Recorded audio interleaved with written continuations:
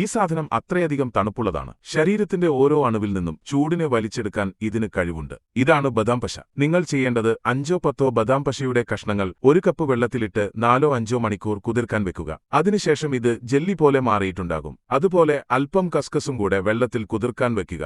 ഇത് ശരീരത്തിന് പ്രകൃതിദത്തമായ തണുപ്പ് നൽകും. ശേഷം 1 കപ്പിൽ 1 സ്പൂൺ നന്നായി കുതിർത്ത ബദാം പശ, 1 സ്പൂൺ കസ്കസ്, അല്പം ഉപ്പ്, അല്പം കുരുമുളക് പൊടി, അല്പം ജീരകപ്പൊടി, അല്പം ശർക്കര എന്നിവ ചേർത്ത് നന്നായി ഇളക്കുക. ശേഷം അരനാരങ്ങയുടെ നീര് ചേർത്ത് നന്നായി മിക്സ് ചെയ്യുക. പിന്നീട് 3-4 ഐസ് ക്യൂബുകളും അല്പം വെള്ളവും ചേർത്ത് ഇത് കുടിക്കാവുന്നതാണ്. ഈ കൂളിംഗ് ഡ്രിങ്ക് നിങ്ങളുടെ എല്ലുകളുടെ സാന്ദ്രത വർദ്ധിപ്പിക്കുകയും ശരീരത്തിന് ഉള്ളിൽ നിന്ന് തണുപ്പ് നൽകുകയും ചെയ്യും. ശരീരത്തിൽ വേദന, ബലഹീനത, തലകറക്കം പോലുള്ള പ്രശ്നങ്ങളുണ്ടെങ്കിൽ ഇത് തീർച്ചയായും ഒരു തവണ പരീക്ഷിച്ചു നോക്കണം. നിങ്ങൾക്കിതറിയാമെങ്കിൽ ഒന്ന് കമന്റ് ചെയ്തേക്ക്. നിങ്ങളുടെ പ്രിയപ്പെട്ടവർക്കും ഈ വീഡിയോ ഒന്ന് അയച്ചു കൊടുത്തേക്ക്. ഇത് കൂടുതൽ അറിവുകൾക്കായി ഡോക്ടർ സുഗുവിനെ ഫോളോ ചെയ്തോ.